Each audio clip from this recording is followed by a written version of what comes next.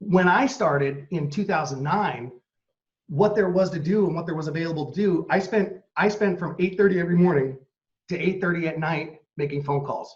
And what I was looking for that one person or maybe two people that were facing that time period and going, you know what, we don't have a choice, we've got to sell. And so that's what I spent all day doing that. I didn't have the money to do marketing. I didn't have the money to, all I had was pick up the phone and reach out to people. And so Andrea and I had a great conversation yesterday. She was asking like, what would I do now? If I were facing the same thing, I were new into real estate, what would I do now? And here's what I told her.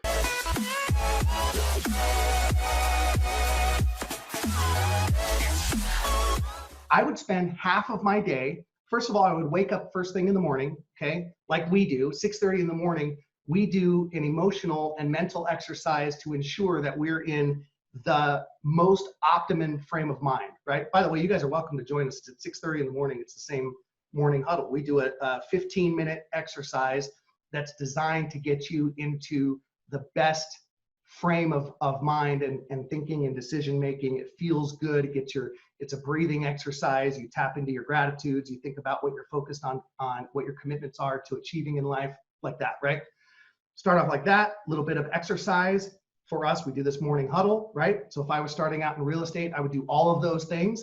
Then the next thing I would do is I would spend 4 to 5 hours. If I were starting my real estate career right now, I'd spend 4 to 5 hours on the phone. Our system now actually has a rapid dialer, right? I'd be on the phone reaching out to as many people as possible. And I would be asking them, hey, this is Rob Henry with Haven Real Estate Group. Listen, I'm not calling about real estate. I really just wanted to reach out and see how you and your family are doing. And then I would, believe it or not, shut up and listen. Wait. Are you actually able to do that? Sometimes. But I would listen for, like, what are they dealing with? What are they grappling with, right? And I'd be listening for how I can make a difference for them, right? I'd be looking for, what can I share with them that might make a difference in their experience of quarantine, right? If you do enough calls, first of all, about 4 or 5 of those calls, you're gonna feel great. You're gonna feel like you're actually doing something worthwhile and meaningful.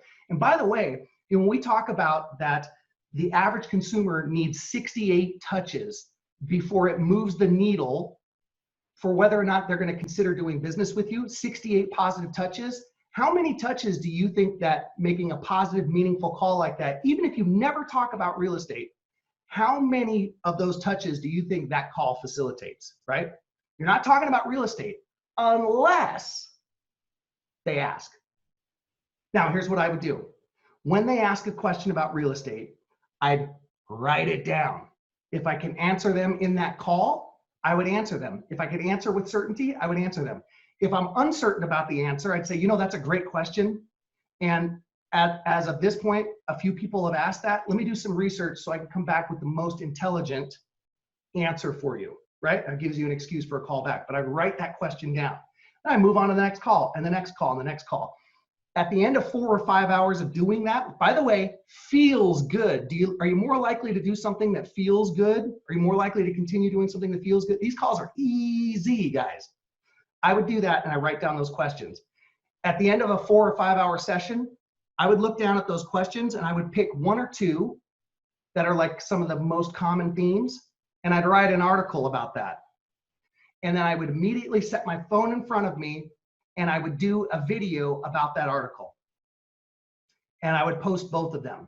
A perfect day in real estate right now looks like get yourself right, like mentally, physically, emotionally, get yourself right, get yourself into action, then reach out and connect with people, right? You wanna reach out and connect with people once you've already gotten yourself in a great physiological frame of reference, right? Reach out to people. Then the next thing is, from the conversations that you're having, do an article, do a video that addresses that question and post it on social media. Then go to your binge watching because you feel good about it. Look, I binge watch. I'm watching out of Ozarks 3 right now, right? But here's the thing, set yourself up for success by doing the things that nurtures your business, nurtures your contacts. And at the end of the day, you'll feel good that you checked off all of the positive things that are going to move your life forward, and that you've actually meaningfully connected with the people in your database. That's the perfect day. So in answer to what would I do if I were starting my career over again, I'd do the shit out of that, and I would do it every day, and I would make it a routine, right? And that's what I would do. And if you do that, here's what's going to happen. Right now, there's pent up demand. In other words, the natural human reaction when there's a lot of fear and when there's a lot of uncertainty, the natural human reaction is to tuck, is to stop activity, is to look for comfort. That's why you see all over social media, people are talking about overeating and over drinking and like that, right? That's the natural reaction.